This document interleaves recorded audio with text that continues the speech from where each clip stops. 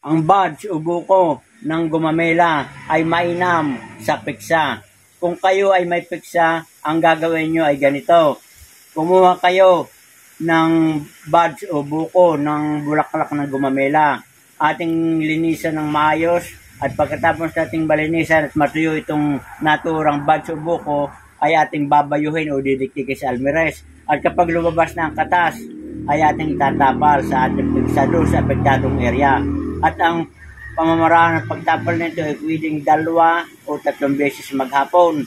Depende sa inyong gumamela kung marami kayong buko. At pagkalipas ng mga 2 o 3 araw, ito ay mahihinog na yung piksa hanggang lumabas na yung mata. At yan ay madaling mababahaw at huhupa yung kanyang pamamaga. So yun ang pamamaraan natin para maibsan o mabahaw agad yung ating piksa. At ito namang aking gumamelang ito, mga kabayan, ay may 2 variety katulad ng inyong nakikita ito. Ito yung isa niyang variety, itong variegated. Iba't iba yung kanyang dahon, may batik na puti. At ito naman yung kanyang buds o suso. Ito naman ay double petal.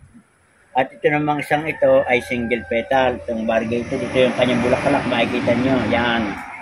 At ito namang idinugtong kong ito naman yung giant hibiscus double petal. Napakalalaki ito. Yung nakita yung pinagkuhanan ko nito ng grafting. Ito naman ay 2 ding variety bago ko pala ang grafting. Ito ay mga magaganda din. Lahat yan ay double petal. So yun mga kabayan. At yun naman pamamaraan pag-grafting na ito ay tingnan niyo sa aking page.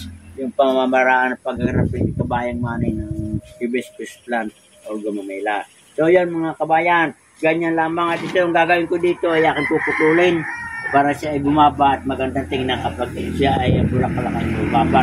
Akin na lang ipopropagate.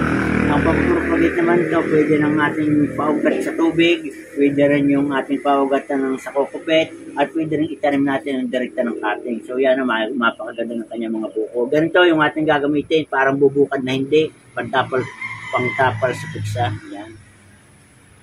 So yan mga kabayan, sana ay nagustuhan nyo at may natutunan kayo sa pamamaraan ng buko o buds ng gumamela na pang-alis ng pamamaga at madaling mabahaw yung ating piksa. Magandang araw kabayan, good luck and good health. Ingat kayo palagi.